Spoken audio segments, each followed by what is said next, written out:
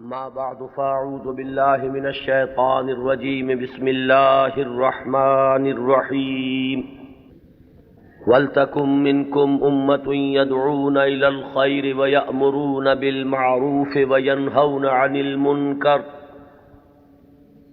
وَأُولَٰئِكَ هُمُ الْمُفْلِحُونَ صدق اللہ العظیم رب اشرح لی صدری ویسر لی امری واحلل عقدۃ من لسانی یفقہوا قولی اللہم ربنا الہمنا رشدنا واعذنا من شرور انفسنا اللہم ارنا الحق حقا وارزقنا اتباعہ وارنا الباطل باطلا وارزقنا اجتنابہ اللہم انصر من نصر دین محمد صلی اللہ علیہ وسلم واجعلنا منہم واخذل من خذل دین محمد صلی اللہ علیہ وسلم ولا تجعلنا معہم آمین یا رب العالمین۔ حضرات، گزشتہ جمعے میں نے کچھ اشارہ کیا تھا کہ آج امام مہدی کے بارے میں جو ہمارے ہاں تصورات ہیں ان کے موضوع پر کچھ گفتگو ہوگی۔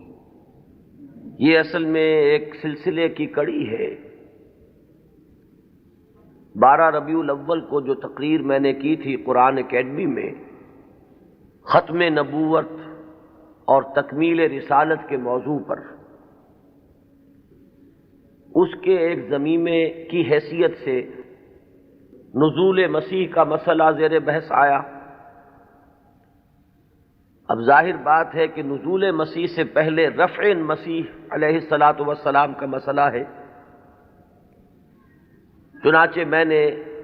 پہلے تو ایک مفصل تقریر اس موضوع پر قرآن اکیڈمی ہی میں کی، اور پھر میرا ذہن چونکہ ادھر متوجہ ہوا کہ یہ اہم موضوع ہے، اس پر زیادہ وسیع حلقے میں بھی گفتگو ہونی چاہیے، تو 2 جمعوں میں بھی اس موضوع پر گفتگو ہوئی، بلکہ 3 جمعوں میں گفتگو ہو چکی ہے۔ بعض ضمنی مسائل وہ تھے اس مسئلے سے متعلق جن پر پچھلے جمعے میں گفتگو ہوئی۔ اب آج اسی ضمن میں چونکہ ایک مسئلہ جنہیں عام طور پر امام مہدی کہا جاتا ہے ان کا بھی ہے، اور اس کا تعلق اس پہلو سے بھی ہے کہ آن جہانی غلام احمد قادیانی نے جہاں مسیح موعود ہونے کا دعویٰ کیا وہاں مہدی معہود ہونے کا دعویٰ بھی کیا، اور ایک نہایت ضعیف روایت کا سہارا لے کر کہ لا مہدی الا عیسیٰ، انہوں نے اپنی ذات میں ان دونوں وعدوں کو جمع کر لیا کہ جن احادیث میں حضرت مسیح علیہ السلام کے نزول کی خبر دی گئی ہے وہ بھی مسیح عیسیٰ ابن مریم نہیں بلکہ مسیل مسیح، وہ میں ہوں،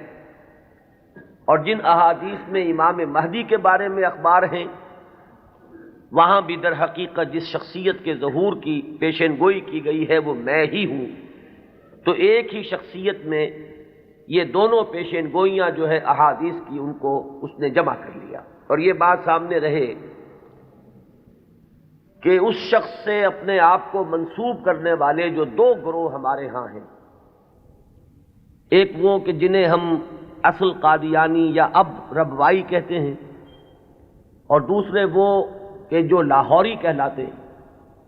یہ دونوں ان دونوں دعووں کے بارے میں متفق ہیں۔ اختلاف ایک اضافی دعوے کے بارے میں ہے۔ وہ اپنی زندگی کے آخری دور میں صریحاً نبوت کا دعویٰ ہے جو غلام احمد قادیانی نے کیا، اس دعوے کے بارے میں کچھ تعویلوں کے حوالے سے لاہوری جماعت منکر ہے کہ وہ دعویٰ ہوا ہی نہیں، یا یہ کہ اس کی تعویل ایسی کرتے ہیں کہ موقف ان کا یہ ہے کہ ہم غلام احمد کو نبی نہیں مانتے بلکہ ہم مسیح موعود اور مہدی معہود مانتے ہیں۔ تو جہاں تک ان دونوں دعووں کا تعلق ہے ان میں یہ دونوں جماعتیں مجتمع ہیں، ان کو ان دونوں حیثیتوں سے ماننے والے یہ ہیں، صرف جو فرق ہے ان کے مابین وہ نبوت کے دعوے کے بارے میں۔ اب اس مسئلے پر اس تمہید کے بعد جو بات میں کرنا چاہتا ہوں جو اہم ترین ہے وہ یہ ہے کہ امام مہدی کا جو تصور ہمارے ہاں ہے اس میں ذہنوں میں بڑا انتشار ہے، کنفیوژن ہے، اس لیے کہ دو مہدی جمع ہو گئے۔ ایک تصور مہدی کا وہ ہے جو اہل تشیع کے ہاں ہے، اور ایک تصور مہدی کا وہ ہے جو اہل سنت کے ہاں ہے۔ ان دونوں میں زمین و آسمان کا فرق ہے۔ صرف ایک لفظی اشتراک نے،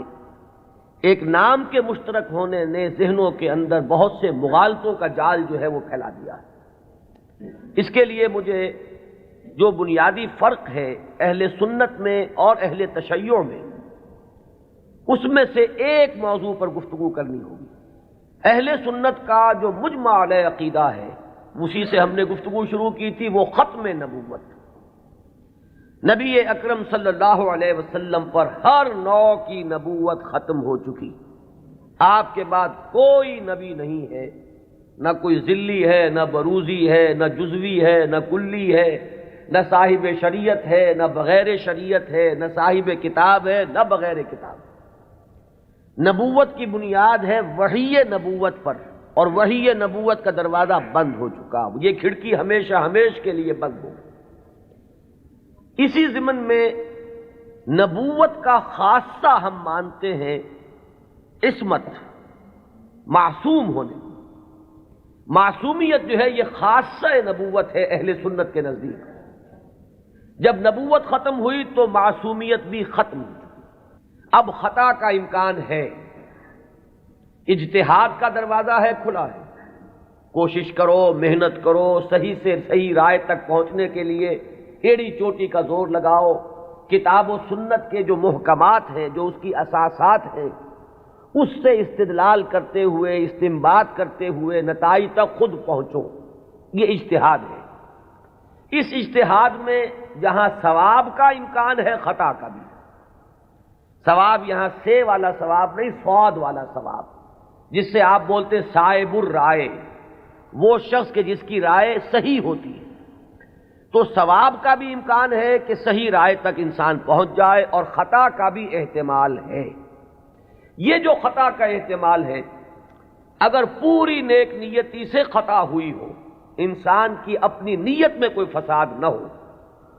اس کے اپنے اندر کوئی اس کے ارادوں میں کجی نہ ہو، تو اگر خلوص اور اخلاص کے ساتھ ایک مجتہد غلطی کرتا ہے، خطا کرتا ہے،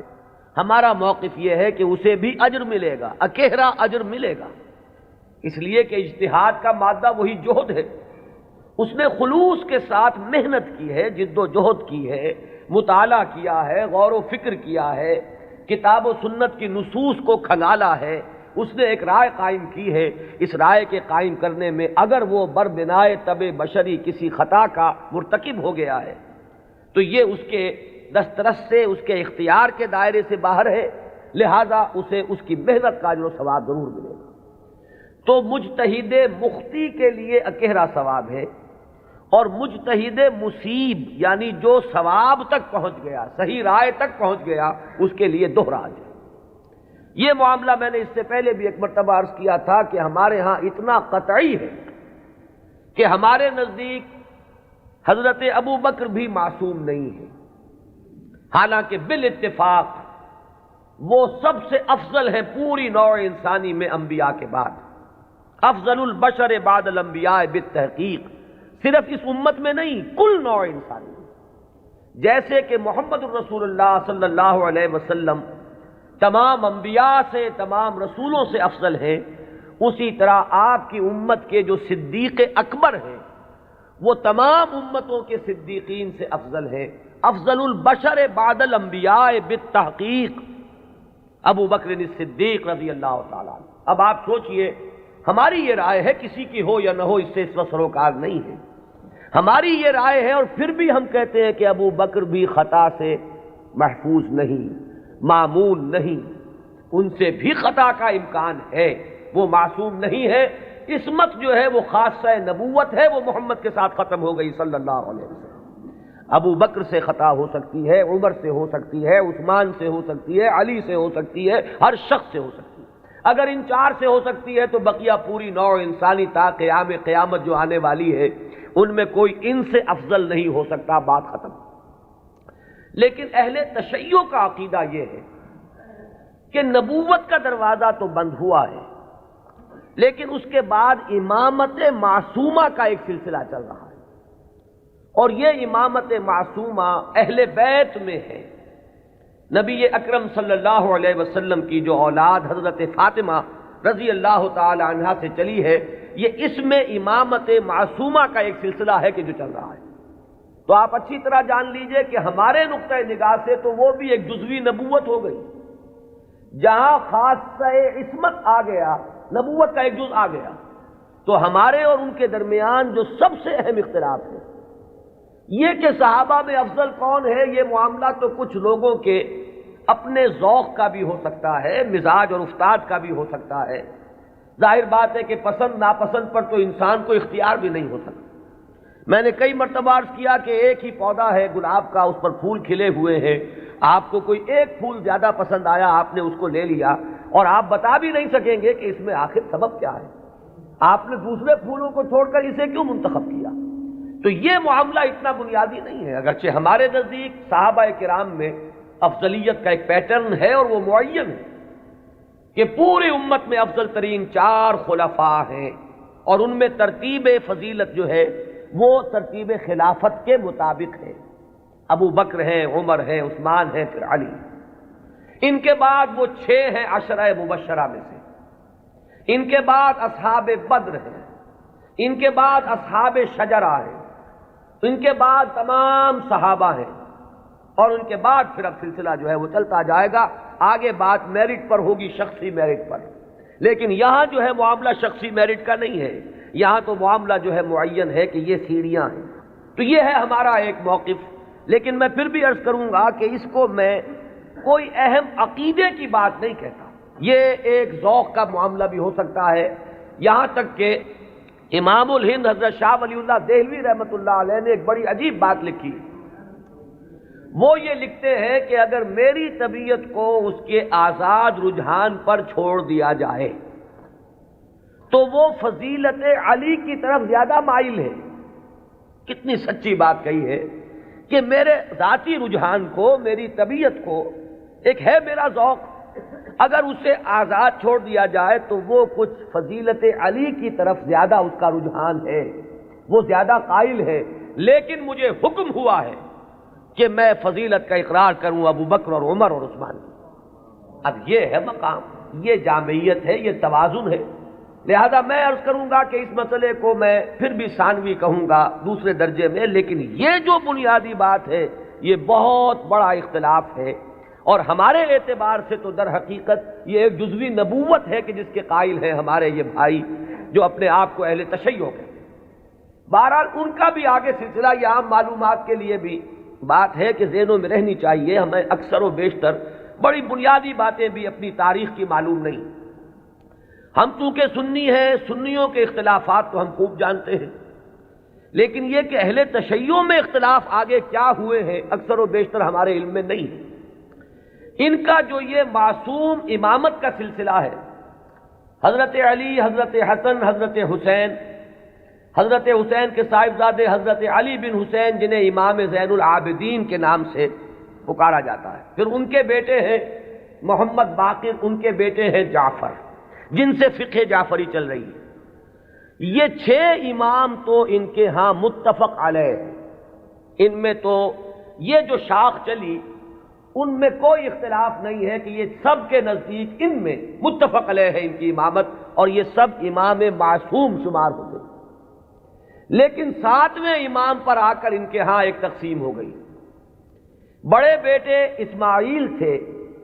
تو ان سے ان کے ماننے والے اسماعیلی کہلائے۔ اختلاف ہوا کہ اب امامت جو ہے حضرت جعفر صادق کی اولاد میں سے کس کی طرح منتقل ہوئی، اختلاف ہو گیا۔ بڑے بیٹے کے ماننے والے یہ کہلائے اسماعیلی، اور چھوٹے بیٹے سے جو چلا وہ پھر مسئلہ وہی چل رہا ہے۔ ان کے پھر مزید 6 امام ہیں، جن میں سے 11ویں امام جو ہے ان کے بارے میں ایک تو تاریخ کی روایت یہ ہے کہ وہ لا ولد فوت ہو گئے، اور ایک روایت جو اہل تشیع کے ہاں ہے وہ یہ ہے کہ ایک بچہ ان کے ہاں ہوا تھا جس کو انہوں نے اخفاء سے کہیں بھیج دیا باہر، اندیشہ یہ تھا کہ حکومت وقت اس کو قتل نہ کرا دے۔ وہ ہیں ان کے تصور میں امام مہدی، وہ جن کو بچا لیا گیا تھا وہ کہیں کسی غار میں روپوش ہیں اور وہیں ہیں، آخری زمانے کے قریب ان کا ظہور ہوگا، وہ زندہ ہیں، غار میں موجود ہیں، ان کا ظہور ہوگا، وہ امام المہدی ہیں، اور ان کے آنے کے بعد پھر یہ مسلک بھی ظاہر بات ہے کہ اسلام ان کے نزدیک تو وہی ہے جسے وہ اسلام کہہ رہے ہیں، یعنی شیعیت جسے ہم کہتے ہیں، اس مسلک کی بھی فتح ہوگی اور یہی اسلام جو ہے پھر پوری دنیا کے اوپر چھا جائے گا۔ انہیں قائم آل محمد بھی ان کے ہاں کہا جاتا ہے۔ تو یہ ہے تصور امامت کا اور امام مہدی کا شیعہ حضرات کے۔ چونکہ درمیان میں میں نے بات آپ کو ایک بتائی تھی کہ ساتویں امام پر آ کر اختلاف ہوا ہے، تو جو بڑے بیٹے اسماعیل سے جو سلسلہ چلا وہ بھی کچھ عرصے کے بعد دو حصوں میں تقسیم ہو گیا۔ ان میں سے ایک حصہ ابھی چل رہا ہے کہ وہ امامت نسلاً بعد نسل چلی آ رہی ہے، وہ تو ہمارے ہاں کے یہ اسماعیلی ہیں۔ یہ اسماعیلی اس وقت جو ان کے امام ہیں آغا خان تھے، آغا خان کے پوتے اب ان کے امام ہیں، اب کریم آغا خان، یہ ان کے نزدیک امام معصوم ہیں، ان سے کسی خطا کا امکان ہی نہیں۔ سر سلطان محمد خان جو آغا خان تھے ان کے تو یہ الفاظ بھی منقول ہوئے ہیں کہ جب میں شراب پیتا ہوں تو شراب جب میرے ہونٹوں کو مس کرتی ہے تو پاک ہو جاتی ہے۔ یعنی یہ امام معصوم تو وہ شے ہے کہ جس سے کوئی ناپاک چیز چھوئے گی تو پاک ہو جائے گی۔ جیسے وہ تصور ہے کہ ایک چیز، ایک پتھر کوئی ایسا بھی ہے کہ جس کو وہ چھو لے وہ سونا بن جاتا ہے، تو اسی طریقے سے یہ امامت معصومہ کیا ہے اس کا آپ تصور کیجئے۔ تو جو ایگزیکٹ لائن ہے امامت کی وہ تو در حقیقت ان کے ہاں ہے کہ وہ امامت معصومہ کا تصور جو ہے بغیر کسی سلسلے کے ٹوٹے ہوئے وہ چلا آ رہا ہے۔ ہمارے ہاں جن کو ہم آغا خانی کہتے ہیں، اسماعیلی کہتے ہیں، ان کے ہاں، ان کے ہاں دوسری شاخ وہ ہی تھی کہ اس میں بھی آگے چل کر امام غائب ہو گیا، وہ دوسرا امام ہے غائب۔ تو ایک امام غائب تو وہ ہیں جنہیں امام المہدی کہا جاتا ہے، وہ ہمارے ہاں کے جو عام شیعہ حضرات ہیں جنہیں اثنا عشری شیعہ کہتے ہیں، یعنی 12 اماموں کے ماننے والے۔ ایک وہ جو شاخ اوپر والی ہے اس کو شش امامیہ کہتے ہیں، یعنی 6 اماموں تک تو متحد آئے، اس کے بعد 6 کے بعد 7ویں امام پر ایک شاخ نکل گئی، تو وہ شش امامیہ کہلاتے ہیں ان کے نزدیک، اور خود کو یہ کہتے ہیں اثنا عشری۔ لہذا کسی بھی شیعہ دوست سے اگر بات ہو آپ شیعہ کہیں گے تو وہ کچھ برا مانے گا، چپ رہے، آپ سے احتجاج نہ کرے تو بات اور ہوگی، لیکن یہ کہ اگر آپ ان سے مہذب انداز میں سوال کرنا چاہیں تو آپ کا سوال یہ ہونا چاہیے کہ کیا آپ اثنا عشری ہیں؟ یہ لفظ وہ ہے جو خود اپنے لیے اختیار کرتے ہیں۔ لہذا وہ 12 اماموں والا سلسلہ کے 6 متفق علیہ، 5 بعد میں، اور جو 12ویں امام ہیں ان کے وہ عہد طفولیت ہی میں کہیں ان کو بھیج دیا گیا کہیں حفاظت کے ساتھ، اور وہ کسی غار میں ابھی ہے اور وہ وہیں سے ظہور کریں گے۔ لہذا یہ جو اصل شیعیت ہے ان کا امام غائب ہے اور یہ اس کے انتظار میں ہے کہ وہ آئیں۔ ایک حالت منتظرہ جو ہے اس شیعیت پر یہ چلی آ رہی ہے۔ اس میں یہ بھی بتا دوں، یہ بھی دلچسپی کی بات ہے کہ حال ہی میں ایک بہت بڑا انقلابی قدم اٹھایا ہے خمینی نے یہ فلسفہ پیش کیا اور اس کو قبول حاصل ہو گیا ایران میں کہ یہ جو ہم امام منتظر کے انتظار میں رہیں گے اور کچھ نہیں کریں گے تو یہ تو بہت غلط معاملہ ہے کہ آنے والا ہی آئے گا تو کچھ ہوگا، ہم تو کچھ کر نہیں سکتے۔ اس نے تو ہمارے اوپر تعطل طاری کر دیا ہے، ہم لوگ جو ہے بالکل ظالموں کے لیے اور غلط کار لوگوں کے لیے نرم چارہ بن گئے ہیں، جیسے چاہیں وہ کریں، ہم تو ہاتھ نہیں پکڑ سکتے، اس لیے کہ ہم تو منتظر ہیں کہ کوئی آنے والا آئے گا تو صورت بدلے گی۔ تو انہوں نے فلسفہ پیش کیا کہ جب تک وہ امام غائب ظاہر نہیں ہوتے، نائب امام کی حیثیت سے کوئی شخص وہ تمام اختیارات ہاتھ میں لے سکتا ہے جو اصل میں امام کے۔ لہذا امام خمینی جو ہے اس وقت نائب امام ہے، وہ امام جو غائب ہیں ان کے نائب کی حیثیت سے وہ سارے اختیارات اور حقوق جو امام کے ہیں وہ اب امام خمینی کے پاس ہیں، اور اپنے کانسٹیٹیوشن میں انہوں نے اس کو ایک خاص اصطلاح دی ہے، یہ ہے ولایت فقیہ، کہ یہ وہ شخصیت ہے کہ جو بھی حکومت کا ڈھانچہ نیچے بنے گا، کوئی صدر منتخب ہو، کوئی وزیر اعظم منتخب ہو، پارلیمنٹ ہو، یہ سارا ڈھانچہ چلتا رہے گا، لیکن اوپر تلوار لٹکی رہے گی ولایت فقیہ کی کہ جس کو جس وقت چاہے وہ برطرف کر دے۔ یہی وجہ ہے کہ وہ ابو الحسن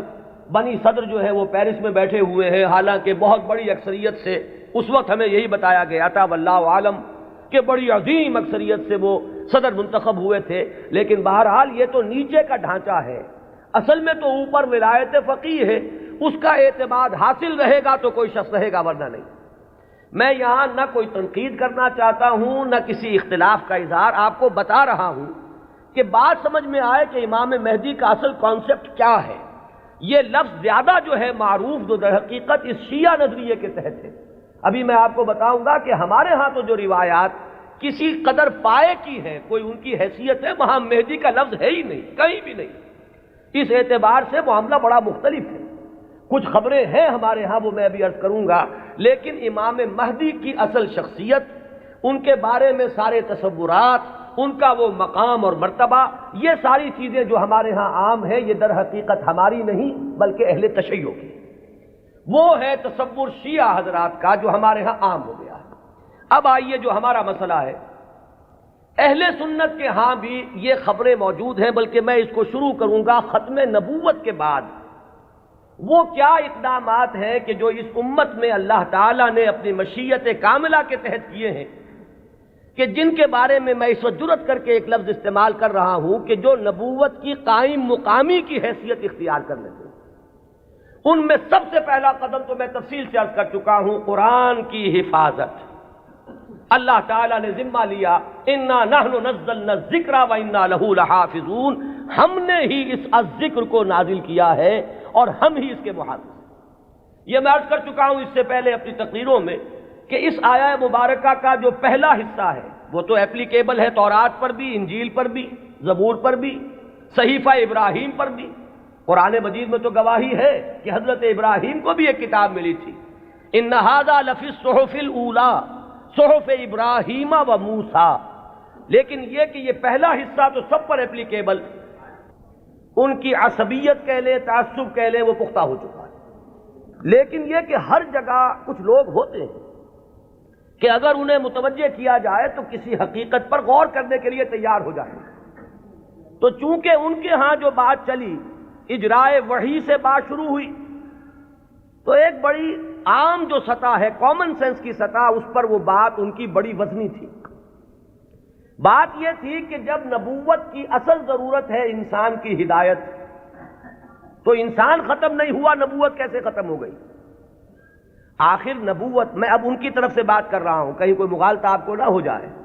اس لیے کہ جب تک آپ اپنے مخالف کے موقف کو صحیح طور پر نہیں سمجھیں گے تو آپ کیسے اس کے بارے میں کوئی ججمنٹ آپ نہیں دے سکتے۔ ان کی دلیل کیا ہے کہ نبوت کوئی ہابی تو نہیں تھی بعض اللہ کی، جب چاہا جاری رکھا، جب چاہا ختم کر دیا۔ یہاں ہر چیز جو ہے حکمت کے ساتھ ہے، کوئی مقصد ہے، کوئی غایت ہے، ربنا ما خلقت ھذا باطلا۔ تو نبوت کی اصل غرض و غایت نوع انسانی کی ہدایت یا اتمام حجت۔ اب وہ نوع انسانی ختم نہیں ہوئی تو نبوت کیسے ختم ہو گئی؟ وحی کا دروازہ کیسے بند ہو گیا؟ یہ دلیل تھی جو کامن سینس کے لیول پر کافی اپیلنگ ہے، بات سمجھ میں آتی ہے۔ یہاں ہمیں سمجھنا ہوگا کہ جب ہم اس کے قائل ہیں کہ نبوت، وحی نبوت کا دروازہ بند ہو گیا، تو خلق کی ہدایت کی جو ضرورت ہے اس کو اب کن ذرائع سے پورا کیا گیا، ان چیزوں کو اگر سمجھ لیا جائے تو وہ دلیل کٹ جائے گی۔ پہلی بات میں عرض کر چکا ہوں پوری تفصیل سے اپنی سیرت کی تقاریر میں بھی اور بعد میں بھی، کہ پہلی بات یہ کہ ہدایت خداوندی اپنے مرحلہ تکمیل کو پہنچ گئی قرآن مجید میں۔ اس حقیقت کا جتنا ادراک ہوگا اور شعور کی سطح پر جتنی ریئلائزیشن ہوگی اس کی، اتنا ہی یوں سمجھیے کہ اس فتنے کا دروازہ بند ہوتا چلا جائے گا، کہ وہ ہدایت جو وحی کے ذریعے سے دینی مقصود تھی، وہ اپنے کلائمیکس کو، نقطہ عروج کو، اپنے نقطہ کمال کو پہنچ چکی قرآن مجید میں۔ اور دوسری بات یہ کہ اس ہدایت خداوندی کا وہ جو اب مخزن ہے، علامہ اقبال کے الفاظ میں نوع انسان را پیام آخرین حامل او رحمت للعالمین، اس کی حفاظت کا ذمہ اللہ نے لیا۔ اب یہ ایک بہت بڑا ہسٹوریکل فیکٹ ہے کہ اگرچہ ہم مانتے ہیں سابقہ کتابیں بھی اللہ کی نازل کردہ تھیں، لیکن ان کی حفاظت کا ذمہ نہیں لیا گیا۔ کیا وجہ؟ ترجیح بلا مرجح تو ظلم قرار پائے گی، کوئی نہ کوئی بنیاد ہے ترجیح کی، کہ اس کی حفاظت کا ذمہ لیا اور ان کی حفاظت کا ذمہ نہ لیا۔ کیوں؟ اس لیے کہ یہ ہدایت کامل اور آخری ہدایت ہے. اگر یہ بھی گم ہو جائے تو پھر تو یا تو اس کھڑکی کو کھولیے، وہی نبوت کا دروازہ پھر کھلنا چاہیے، ورنہ یہ ہے کہ اگر یہ محفوظ ہے تو پھر کوئی منطقی ضرورت اور عقلی ضرورت اس کھڑکی کے کھولنے کی نہیں. تو پہلا انتظام جو اللہ نے کیا ختم نبوت کے بعد، جو ایک خلا پیدا ہوا ہدایت انسانی کے سلسلے میں،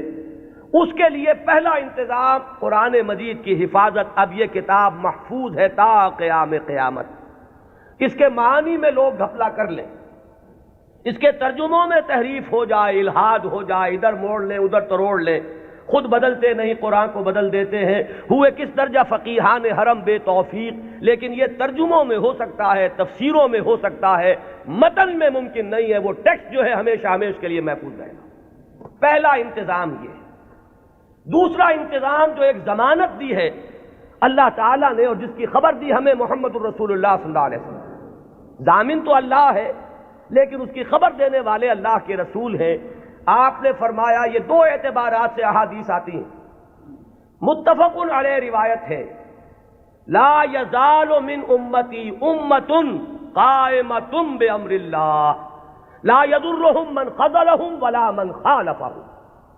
میری امت میں ہمیشہ ایک گروہ ایسا موجود رہے گا جو امر اللہ پر پورے طور پر قائم رہے گا، جازم رہے گا. نہ تو کوئی شخص جو ان سے روگردانی کرے گا، علیحدگی اختیار کرے گا، چھوڑ کر جائے گا، نہ تو وہ کوئی نقصان پہنچا سکے گا اس گروہ کو، اور نہ کوئی جو کھلم کھلا مخالف ہے وہ انہیں کوئی غضب پہنچا سکے گا. اور یہ معاملہ اسی طرح رہے گا یہاں تک کہ قیامت آ جائے. یہ دوسری ضمانت ہے کہ اس امت میں ایک گروہ ہمیشہ حق پر قائم رہے گا. اس لیے کہ ہدایت کا صرف نظری اعتبار سے کتاب میں محفوظ رکھنا کافی نہیں ہے. اگر یہ بات ہوتی تو پھر انبیاء کے آنے کی ضرورت نہیں تھی. اللہ تعالیٰ کسی اپنے غیبی طریقے سے کتابیں نازل کر دیتا. کتاب کے ساتھ کوئی شخصیت جو ہے موجود رہنی چاہیے، کوئی گروہ انسانی موجود رہنا چاہیے جو اس کتاب پر قائم ہو، جو اس کتاب کا عملی نمونہ پیش کر سکے. لہذا دوسری ضمانت یہ دی گئی، اور اس کی مختلف روایات اور بھی آتی ہیں. لا تزال فی امتی طائفۃ قائمین علی الحق. میری امت میں لازماً ایک گروہ ہمیشہ ایسا رہے گا جو حق پر قائم رہے گا. ایسی جماعت سے کبھی بھی دنیا بالکل خالی نہیں ہوگی. یہ ضمانت میں پھر عرض کر رہا ہوں کس کی ہے؟ اللہ کی. یہ در حقیقت اسی ضرورت کو پوری کرنے کا اہتمام ہو رہا ہے جو ختم نبوت کے بعد جو بھی خلا پیدا ہوا ہدایت انسانی کے اعتبار سے، اس کا جو پر کیا جانا ہے وہ ان چیزوں سے. یہی بات آپ کو ملے گی منفی اسلوب میں بھی. یہ تو مثبت ہے. منفی طور پر حضور نے فرمایا کہ میری امت کبھی گمراہی پر جمع نہیں ہوگی. لا تجمع امتی علی الضلالہ. اگر تو کبھی ایسا ہو جائے پوری امت محمد صلی اللہ علیہ وسلم گمراہی پر جمع ہو جائے تو نفی ہو جائے گی اس قول کی کہ میری امت میں ہمیشہ ایک گروہ حق پر قائم رہے گا، قائمین علی الحق. تو بات ایک ہی ہے، ایک اس کا مثبت انداز ہے اور ایک اس کا منفی پہلو ہے کہ لا تجمع امتی علی الضلالہ. میری امت کبھی بھی گمراہی پر جمع نہیں. اسی ضمن میں ایک تیسری جو ضمانت دی ہے وہ ضمانت وہ ہے جسے ہم مجددین امت کے نام سے جانتے ہیں. ایک سلسلہ مجددین ہے جس کی خبر دی گئی ہے کہ ان اللہ یبعث فی هذه الامہ علی راس کل 100 عام من یجدد لها دینها. اللہ تعالیٰ نے خاص اہتمام فرمایا ہے کہ اس دین پر اگر کچھ اور بیرونی اثرات آتے چلے گئے، کچھ پردے پڑتے چلے گئے، کچھ گردہ ادھر ادھر سے آ کے جمع ہو گیا، کچھ بدعات کا طومار آ گیا، کوئی غلط نظریات جو ہے انہوں نے آ کر تسلط حاصل کر لیا، تو ہر 100 سال کے بعد ہر صدی کے سرے پر اللہ تعالیٰ ایک ایسی شخصیت کو اٹھائے گا کہ جو اس پورے دین کو اثر نو بالکل خالص شکل میں پیش کر دے گا. سارا ادھر ادھر کا گند جو آیا تھا اس کو دھو دے گا، سارے جو اضافے ہوئے تھے اس سے اس کو پاک کر دے گا، جو بھی عجمی یا جو غیر اسلامی تصورات آئے ہوئے ہوں گے انہیں دھو دے گا، جو رسوم کے اندر اور مراسم کے اندر جتنے بھی نئی بدعات جاری کی گئی ہوں گی ان سے بھی بالکل نکھار کر جو اصل ہے چہرہ اس دین حق کا، دین محمدی علیہ صاحب الصلاۃ والسلام کا، اسے نکھار کر اصل صورت اس کی پھر واضح کر دے گا. یہ ہے جنہیں ہم مجددین امت کہتے ہیں. اور یہ جان لیجئے کہ اس کا اگرچہ جن لوگوں کو ہم نے قرار دیا ہے کہ وہ اس امت کے مجددین ہیں، ہمارے ہاں نہ مجدد معصوم ہے۔ اب اختلاف رکھیے، یہاں پر فرق ذہن میں رکھیے۔ میں نے تو آپ کو بتایا کہ مجدد کہاں ہے، حضرت ابو بکر سے بڑھ کر تو کوئی افضل نہیں، لیکن وہ بھی معصوم نہیں ہے۔ وہ سلسلہ امامت کا کانسیپٹ بالکل جدا ہے، اس کی بنیاد جدا، اس کا تصور جدا، اس کے ساتھ جتنے بھی معاملات جو ہیں متعلق ہیں وہ سب بالکل مختلف ہیں۔ اور یہ جو سلسلہ مجددین امت ہے، یہ کانسیپٹ کے اعتبار سے بنیادی طور پر مختلف ہے۔ کوئی ہمارا ہندوانہ پس منظر ہے جو اثر انداز ہو رہا ہے، کوئی مغربی تہذیب نے آ کر کوئی اپنا غازہ مل دیا ہے، ان سب کو ہٹا کر وہ دین کی اور شرع مبین کی جو اصل اور صاف صورت ہے اس کو اثر نو اجاگر کر دو، یہ ہے کار تجدید۔ ہم نے کوشش کی ہے، اور اس میں اختلاف ہو سکتا ہے کہ ایک گروہ جو ہے وہ کسی کو مجدد سمجھ رہا ہو، ایک گروہ کسی اور کو مجدد سمجھ رہا ہو۔ جیسے جیسے زمانہ آگے چلتا ہے، ماضی کے بارے میں تو رائیں کچھ نہ کچھ ایک جیسی ہوتی چلی جاتی ہیں، لیکن یہ کہ ہم عصر لوگوں میں ہمیشہ اختلاف رہے گا۔ گروہ رہیں گے وہ سمجھیں گے کہ شاید یہ مجدد ہیں، ان کی خدمات ایسی ہیں کہ دین کی اصل شکل کو انہوں نے واضح کیا ہے، اور اوہام اور رسومات کا جو اس کے اوپر طومار آ گیا تھا اس سے انہوں نے پاک کیا ہے۔ تو کوئی کسی کو مجدد مان لے، کوئی کسی کو مجدد مان لے، یہ کوئی عقیدے کا مسئلہ نہیں ہے۔ کسی کے مجدد ماننے سے کوئی فرق واقع نہیں ہوتا۔ چنانچہ اس صدی میں، 14ویں صدی میں یہ معاملہ دیکھیے کہ اگرچہ امت تو ہے، کہاں آپ چلے جائیے انڈونیشیا اور ملائیشیا سے موریتانیہ تک، میں نے کئی مرتبہ عرض کیا یہ تو سالڈ علاقہ ہے نا امت مسلمہ کا۔ کہیں ٹھیک ہے وہ اس طرح سے آزاد اور خود مختار نہیں ہے جیسے ہندوستان میں ہے، لیکن امت محمد تو موجود ہے۔ اور جو ان آفیشل ایسٹیمیٹس ہیں اس کے اعتبار سے اس وقت بھارت میں 15 کروڑ مسلمان ہیں۔ 12 کروڑ سے کم تو کسی نے نہیں مانا۔ جو بڑے بڑے سنجیدہ لوگ ہیں، جو کسی طرح کے مبالغے اور کسی قسم کی سیاسی کوئی مبالغے کے اندر آنے والے نہیں ہیں، انہوں نے بھی کہا کہ 12 کروڑ سے تو کوئی سوال ہی نہیں ہے کہ مسلمان کم ہو، البتہ یہ کہ لوگوں کا اندازہ 15 کروڑ تک جا رہا ہے۔ تو امت وہاں سے وہاں تک پھیلی ہوئی ہے۔ اب ان میں کتنے مجددین پیدا ہوئے ہوں گے، کتنے خادمین دین پیدا ہوئے ہوں گے، کتنے لوگوں نے محنتیں کی ہوں گی۔ ایک ہی وقت میں وہاں حسن بنا ہے مصر میں، یہاں مولانا مودودی بھی ہیں، یہاں مولانا الیاس صاحب بھی ہیں، یہاں مولانا اشرف علی تھانوی بھی ہیں، یہاں مولانا رشید احمد گنگوہی بھی ہیں، اور بھی بہت سے لوگ ہیں جن کے بارے میں کسی کو کسی کے بارے میں، کسی کو کسی کے بارے میں خیال ہو سکتا ہے۔ یہ تو در حقیقت فیصلہ ہوا کرتا ہے 2-3 صدیوں کے بعد، پھر جا کر زیادہ انسان آبجیکٹیولی اندازہ کر سکتا ہے کہ کس کی کیا کنٹریبیوشن ہے۔ وہ وقتی قسم کے جو تصورات ہوتے ہیں، کچھ عصبیتیں ہوتی ہیں، کچھ تعصبات ہوتے ہیں، کچھ گروہی قسم کے اثرات ذہنوں پر ہوتے ہیں، تو وقتی طور پر تو فیصلہ کرنا بہت مشکل ہوتا ہے، یہ بعد میں آتا ہے۔ یہی وجہ ہے کہ ابتدائی مجددین کے بارے میں تو ہمارے ہاں تقریباً کنسنسس ہے، اتفاق رائے ہے کہ فلاں مجدد فلاں مجدد فلاں مجدد فلاں مجدد۔ آگے چل کر تو اختلاف ہو جائے گا۔ ہمارے ہاں جو بریلوی بھائی ہمارے ہیں وہ مولانا احمد رضا خان بریلوی کو اس دور کا مجدد کہتے ہیں۔ دیوبندی حضرات میں بھی میں نے 2 گروہ پائے ہیں، ایک وہ جو مولانا رشید احمد گنگوہی کو اس صدی کا مجدد سمجھتے ہیں، اور ایک جو مولانا اشرف علی تھانوی کو اس صدی کا مجدد سمجھتے ہیں۔ اور مولانا اشرف علی تھانوی صاحب کے معتقدین کا عالم تو یہ ہے کہ مولانا عبد الباری ندوی جیسا شخص، بڑی اونچی علمی شخصیت ہے ہندوستان کی، انہوں نے جو کتاب لکھی ہے ان کی سوانح پر، اس کا نام ہے جامع المجددین۔ صرف مجدد نہیں، تمام مجددین کے اوصاف ان میں جمع ہو گئے۔ بہرحال یہ محبت اور عقیدت، کسی سے تعلق خاطر، یہ اس کے اثرات ہیں کہ جو فوری طور پر ہوتے ہیں۔ اسی طریقے سے چاہے مودودی صاحب نے ہرگز اس کا دعویٰ نہیں کیا، میں خود گواہ ہوں اس کا، میں ان کے ساتھ رہا ہوں، لیکن ہو سکتا ہے اور میں سمجھتا ہوں کہ بہت سے ان کے ماننے والوں کے ذہن میں ہے یہ بات کہ اس صدی کے اصل مجدد وہ تھے۔ یا مولانا الیاس صاحب رحمۃ اللہ علیہ کے بارے میں تو میں یہ ان کے عقیدت مندوں میں اس سے بہت آگے بات سمجھتا ہوں۔ وہ تو چونکہ کچھ روحانیت کا میدان بھی ہے تبلیغی جماعت میں، تو وہاں جو غلو ہے عقیدت کا وہ تو اس سے کہیں بڑھ کر ہے۔ تو یہ ساری چیزیں میں صرف اس لیے عرض کر رہا ہوں کہ اس میں کسی گھبرانے کی بات نہیں ہے، اس لیے کہ مجددیت جو ہے ہمارے ہاں کوئی ایسا منصب نہیں ہے کہ جس کو ماننے یا نہ ماننے سے کوئی ہمارے ایمان و اسلام میں فرق آتا ہو۔ اگر غلام احمد قادیانی کو صرف مجدد مانا گیا ہوتا کبھی تکفیر نہ ہوتی۔ اب ہمارے یہ لاہوری بھائی جو ہیں جب اپنے مدافعت پہ آتے ہیں تو وہ کہتے ہیں کہ ہم تو صرف مجدد مانتے ہیں۔ ایک زمانے میں اسی وجہ سے اس بات کا قائل رہا کہ قادیانیوں کی تکفیر تو درست ہے، لیکن ان کے بارے میں ہمیں توقف کرنا چاہیے، اس لیے کہ یہ تو نبی نہیں مان رہے، لیکن ثابت یہ ہوا ہے کہ اس شخص نے نبوت کا دعویٰ کیا۔ اب کوئی شخص انکار کرے تو بات اور ہے،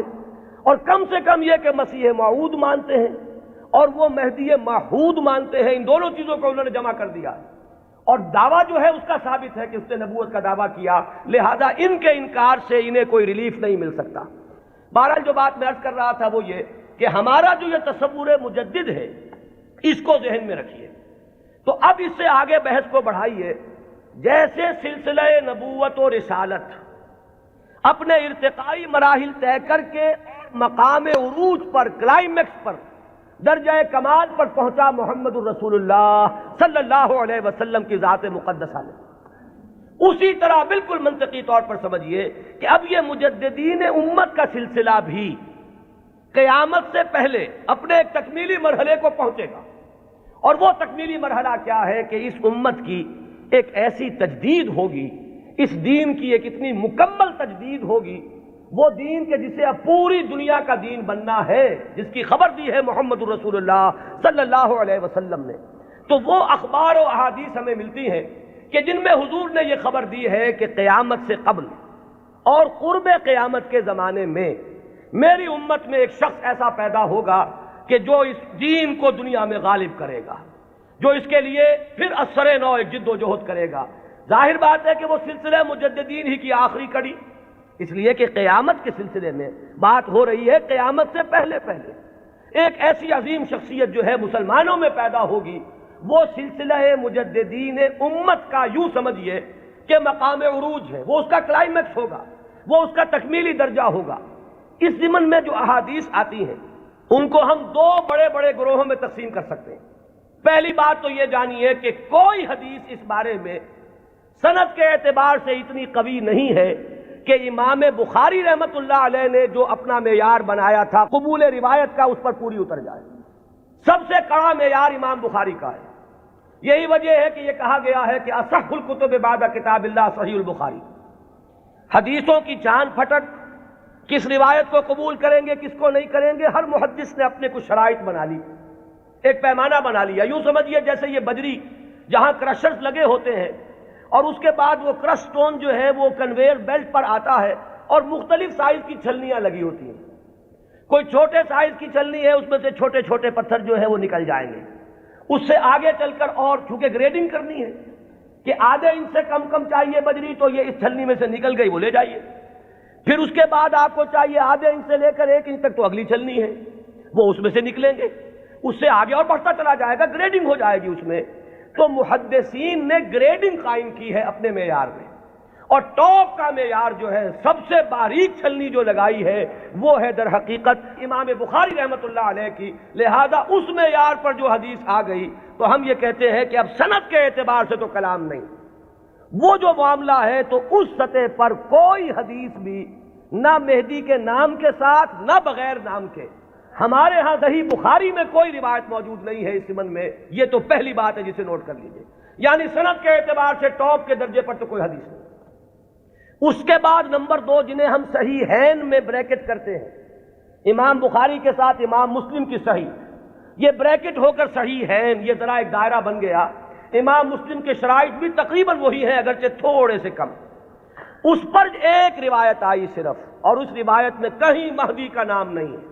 صرف اتنی خبر ہے کہ آخری زمانے میں قیامت سے قبل اللہ تعالیٰ ایک ایسی شخصیت کو ظاہر کرے گا، اور خاص طور پر اس کا جو ذکر ہے وہ یہ ہے کہ اس وقت زمانے میں اتنی خوشحالی ہو جائے گی، مسلمانوں کے ہاں اتنی دولت جمع ہوگی کہ وہ لپیں بھر بھر کر لوگوں کو تقسیم کرے گا اور دولت ختم نہیں ہوگی۔ یہ ایک عمومی خوشحالی کا، جیسے خلافت راشدہ کے بارے میں ہم کہتے ہیں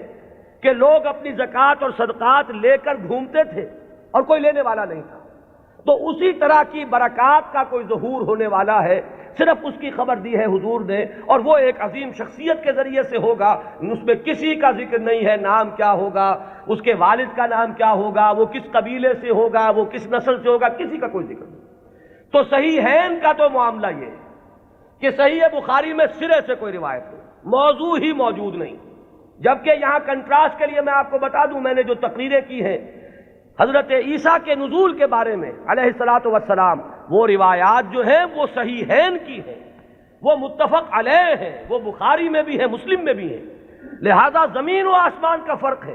ان دونوں کو ہمارے ذہنوں میں عام طور پر جو بھی تصورات سنی سنائی باتوں سے ہمارے ذہنوں میں بن گئے ہیں، تو تقریباً ان دونوں کو ہم وزن ہم نے کیا ہوا ہے، بہت فرق ہے۔ حضرت مسیح علیہ السلام کے نزول کی خبریں اور اس کی پیشین گوئیاں اور اس کی احادیث بہت قوی ہیں سند کے اعتبار سے، اکثر و بیشتر روایات اس میں وہ ہیں کہ جو متفق علیہ ہے، کہ صحیح بخاری میں بھی ہے، صحیح مسلم میں بھی ہے۔ جبکہ یہ جو تصور ہے، ایک کانسیپٹ جو ہے امام المہدی کا، وہ میں بتا چکا ہوں اصلاً تو یہ ایک شیعی کانسیپٹ ہے، وہ سارے تصورات جو اس کے ساتھ ہیں وہ اہل تشیع کے ہیں، لیکن ہمارے ہاں اگر کوئی تصور ہے تو وہ تصور اول تو سند کے اعتبار سے اتنا قوی ہے ہی نہیں کہ شرائط بخاری پر پورا اترے، وہ تو بات نیچے آ گئی۔ اس سے نیچے جو روایت ملی صحیحین میں صرف ایک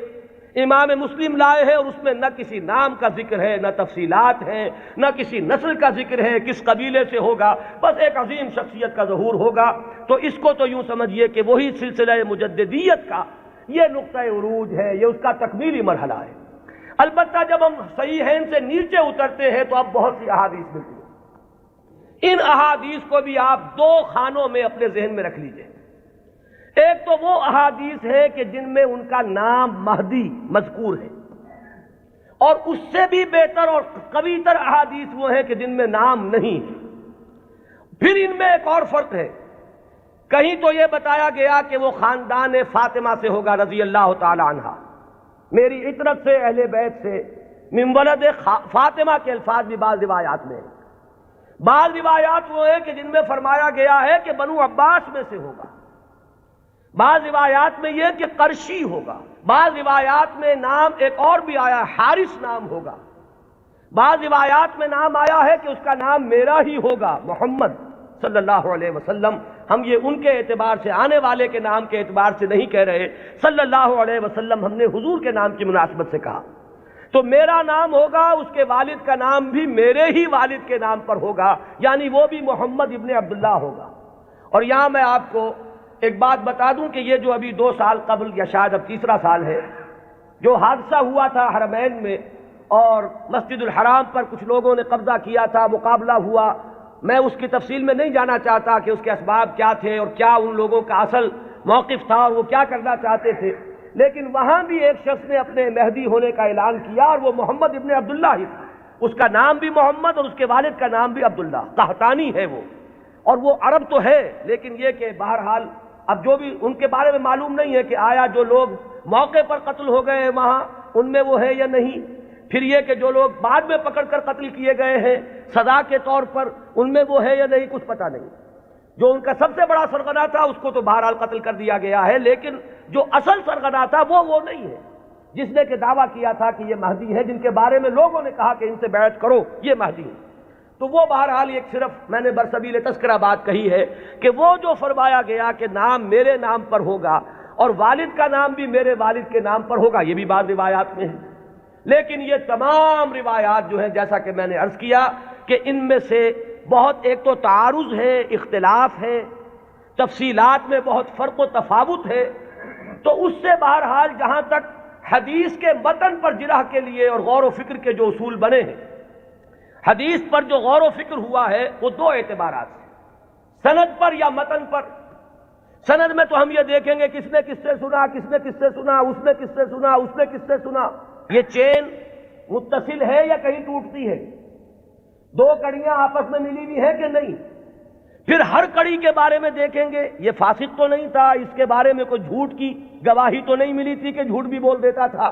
تو یہ سارا معاملہ تو ہے سند کا، کہ جتنے بھی راوی ہیں متصل ہو روایت کا سلسلہ نمبر 1،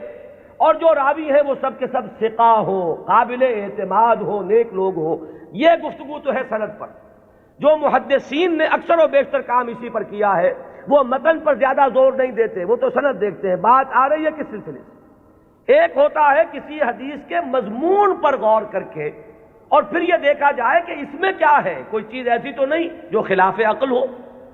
کوئی چیز ایسی تو نہیں جو کتاب و سنت کی دوسری منسوخ چیزوں کے خلاف ہو، بالکل واضح طور پر کوئی چیز مخالفت کر رہی ہو قرآن اور حدیث کی۔ اور اسی میں ایک اصول یہ بھی تھا کہ ہمارے ہاں جو اختلافات ہوئے بعد میں سیاسی اور اس کی وجہ سے گروہ بندیاں ہوئی ہیں، تو کچھ حدیثیں یا کچھ روایتیں جو بنائی گئی اس دور میں، ان میں کچھ نام داخل کر دیے گئے۔ بنو عباس کو اپنے سپورٹرز درکار تھے، تو انہوں نے کچھ ایسی حدیثوں کے اندر کوئی اہتمام، اور یہ ضروری نہیں کہ بنو عباس نے کیا ہو، یہ آپ کو معلوم ہے کہ بادشاہ سے بڑھ کر بادشاہ کے وفادار ہر دنیا میں موجود رہے، تو ان کے حواریین نے ان کی خوشنودی حاصل کرنے کے لیے کچھ حدیثیں گھڑ دی ہوں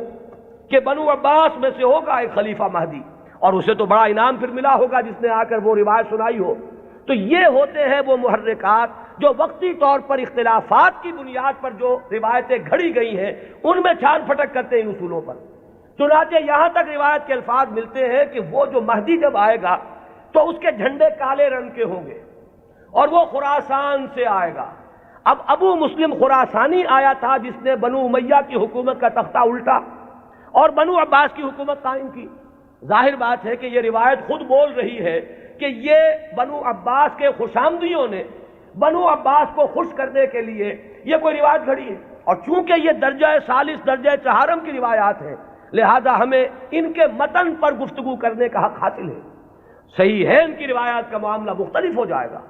سند کے اعتبار سے اتنی پختہ روایات جو ہے تو ہمیں سوچنا پڑے گا، توقف کرنا پڑے گا کہ ہماری عقل ٹھوکر کھا سکتی ہے، آخر ہمارا بھی تو ہماری منطق بھی تو ٹیڑھی ہو سکتی ہے، وہاں ہمیں رکنا ہوگا۔ لیکن جہاں معاملہ روایت کے اعتبار سے اتنا پختہ نہیں ہے تو ظاہر بات ہے کہ وہاں متن پر گفتگو ہوگی۔ تو اکثر و بیشتر روایات تو اسی نوعیت کی ہیں کہ کہیں، چونکہ آپ کو معلوم ہوگا یہ ہماری تاریخ کا ایک عجیب واقعہ ہے، بنو امیہ کی حکومت کا تختہ الٹا بنو عباس نے، لیکن بنو عباس نے اس کے لیے جو مسلمانوں کو اپنے گرد جمع کرنے کے لیے نعرہ بلند کیا وہ تو تھا خاندان بنی ہاشم اور بنی فاطمہ آل رسول، ان کا نعرہ لگایا، اور جب انہیں حکومت مل گئی تو سب سے بڑھ کر تشدد جنہوں نے کیا ہے آل فاطمہ پر وہ یہی بنی عباس تھے۔ سیاست کے یہ کرشمے دیکھنے میں آتے ہیں، میری گناہ گار آنکھوں نے بھی ایک کرشمہ دیکھا ہے، وہ میں آپ کو سنا دوں۔ سعودی عرب کا اختلاف جب ہوا تھا مصر سے تو اس کا نقشہ میرے نگاہوں کے سامنے سن 62 میں پہلی مرتبہ میں نے حج کیا، اور اسی سن میں یہ رابطہ عالم اسلامی کی تاسیس ہوئی۔ مولانا مودودی بھی گئے تھے اس میں شرکت کے لیے، مولانا داؤد غزنوی بھی گئے تھے، میں تو گیا تھا والدین کے ہمراہ حج کے لیے۔ وہاں مولانا داؤد غزنوی نے یہ کہا کہ تم میرے سیکریٹری بن جاؤ، کیونکہ ہر مندوب جو آیا اس کے ساتھ کوئی سیکریٹری بھی ہے، تو مجھے اور کیا چاہیے تھا، اندھا کیا چاہے دو آنکھیں، کہ میں اس پورے اجلاس کو ان کے سیکریٹری کی حیثیت سے اٹینڈ کر سکوں۔ تو میں نے وہ پورا نقشہ دیکھا ہے۔ اس وقت صورت کیا تھی، اللہ تعالیٰ مغفرت فرمائے، شاہ سعود جو بڑے بھائی تھے شاہ فیصل کے بھی اور جو شاہ خالد ہیں ان کے، شاہ سعود اس وقت یوں سمجھئے کہ جو تقریر کی ہے ناصر کے خلاف اور مصر کے خلاف،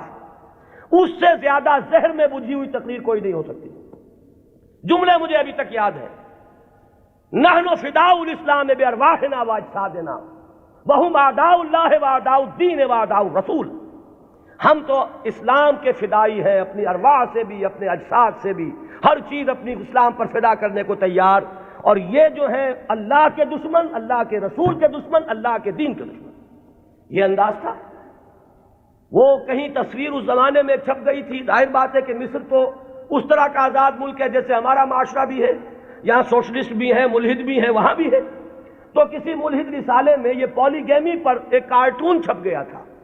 ایک مرغہ درمیان میں ہے اور چاروں طرف 9 مرغیاں،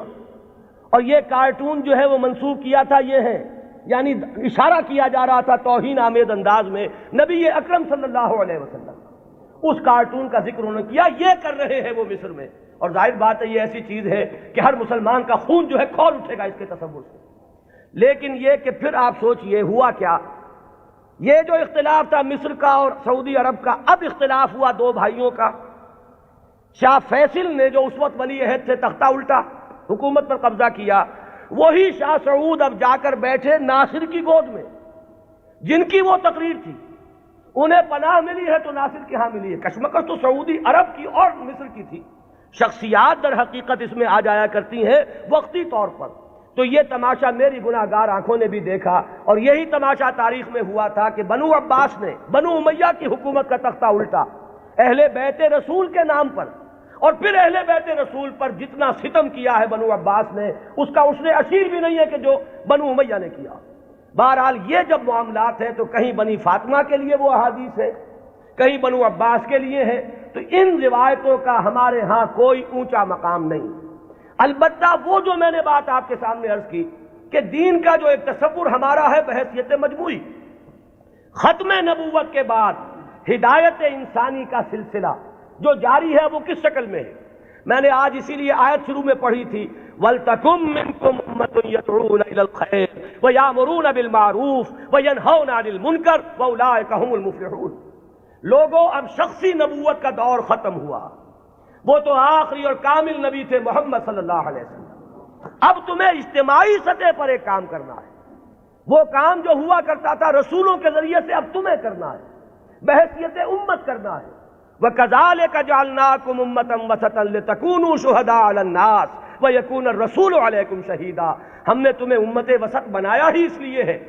کہ رسول گواہی دے تم پر اور تم گواہ بن جاؤ پوری نوع انسانی پر۔ یہی ہے فطرت کے مطابق، عقل کے مطابق، منطق کے مطابق کہ وہ جو سلسلہ ختم ہوا رسالت کا اور نبوت کا، در حقیقت اس کی جگہ اب اس امت نے لی ہے۔ اب یہ کلیکٹیو رسپانسبلٹی ہے پوری امت کی، اور امت بحیثیت مجموعی کنتم خیر امت اخرجت للناس تأمرون بالمعروف وتنہون عن المنکر وتؤمنون باللہ۔ اور اگر پوری امت سو جائے، پوری امت کو اپنی ذمہ داری کا احساس نہ رہے، پوری امت جو ہے کہیں گم ہو جائے، اپنا قافلہ جو ہے وہ راستہ بھول چکا ہو، تب کیا کریں؟ وَلْتَكُن مِّنكُمْ أُمَّةٌ يَدْعُونَ إِلَى الْخَيْرِ۔ تم میں سے ایک گروہ تو رہنا ہی چاہیے، ایک جماعت تو ایسی ہونی ہی چاہیے، کچھ لوگ تو رہیں کہ دنیا جب دنیا کی طرف دوڑ رہی ہو تو وہ دین کے لیے اپنے آپ کو وقف کر دیں، جب باقی لوگوں کی ایمبیشنز اور حوصلے اور ولولے ہوں دنیا کمانے کے، وہ ہر چیز کو تج کر صرف اللہ کے دین کی خدمت کا بیڑا اٹھا دیں۔ تو ایک گروہ، ایک جماعت تو رہنی ہی چاہیے۔ وَلْتَكُن مِّنكُمْ أُمَّةٌ يَدْعُونَ إِلَى الْخَيْرِ وَيَأْمُرُونَ بِالْمَعْرُوفِ وَيَنْهَوْنَ عَنِ الْمُنكَرِ وَأُولَٰئِكَ هُمُ الْمُفْلِحُونَ۔ اور جان لو کہ اصل فلاح کے حقدار وہی ہوں گے، انہی کو فلاح مل کر رہے گی۔ یہ ہے وہ قرآنی ہدایت جس کا اب میں نے جو بتایا آپ کو احادیث کے ذیل میں، تو پہلی بات تو یہ کہ قرآن کی حفاظت وہ قرآن سے ثابت، احادیث سے ثابت۔ دوسری بات یہ کہ ایسے ایک گروہ کا رہنا، اس کی ضمانت احادیث نے دے دی۔ لا تزال فی امتی طائفۃ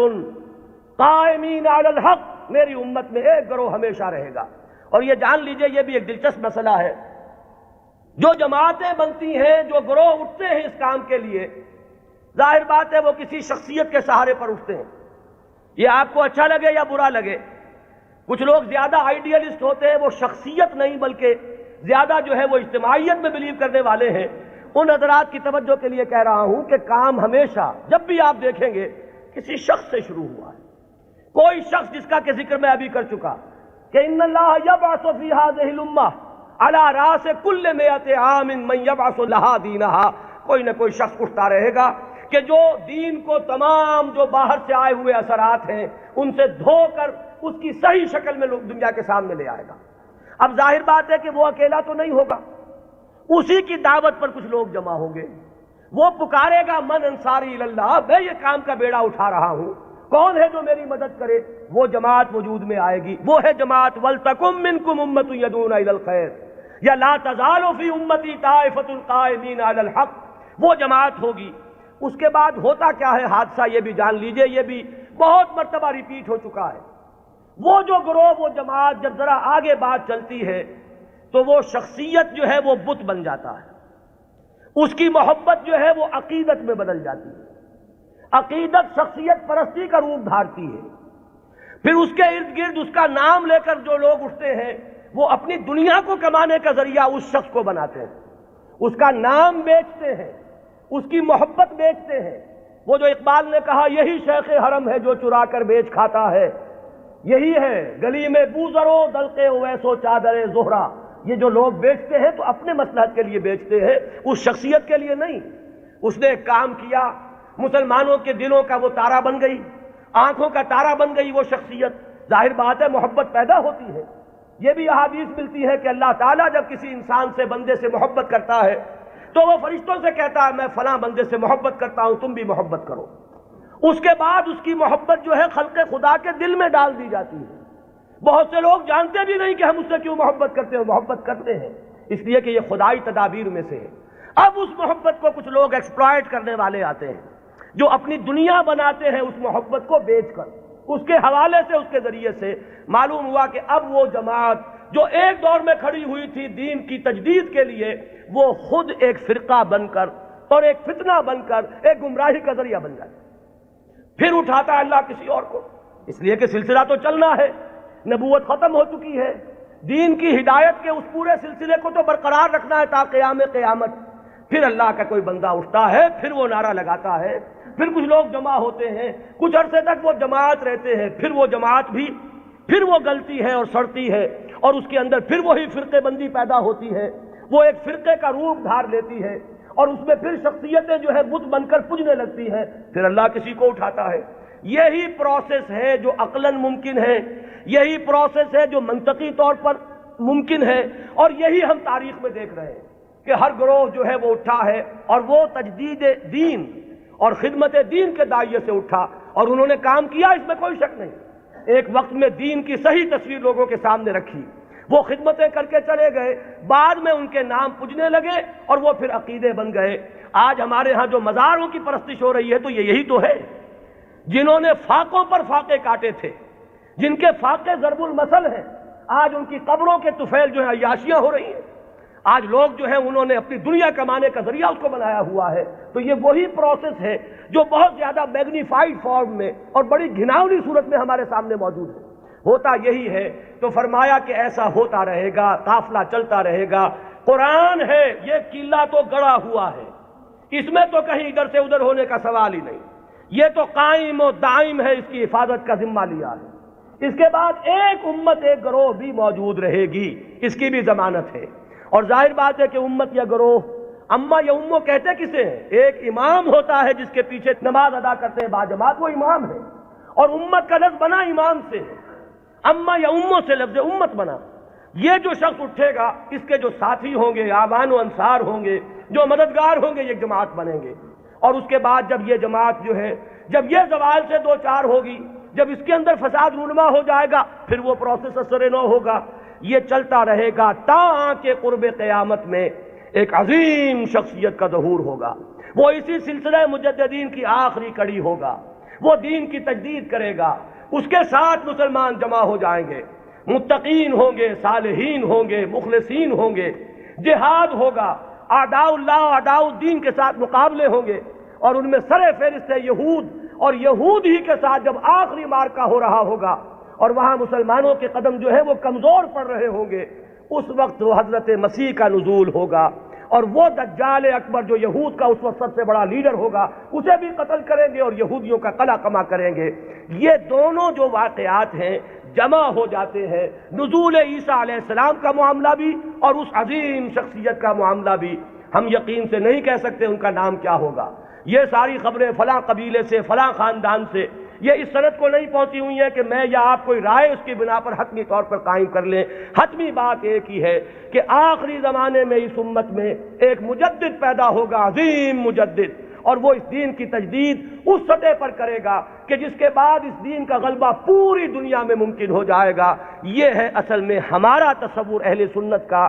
آپ انہیں امام مہدی کہیں یا نہ کہیں، نام اختیار کریں یا نہ کریں، بہرحال یہ تصور ہمارے ہاں موجود ہے۔ البتہ اس کو بنیادی طور پر ڈیفرینشیٹ کیجئے اپنے ذہن میں، جو شیعہ حضرات کا تصور امام مہدی ہے، اس میں اور اس میں کوئی چیز مشترک نہیں، زمین و آسمان کا فرق ہے۔ اقول قولی ھذا واستغفر اللہ لی ولکم ولسائر المسلمین والمسلمات۔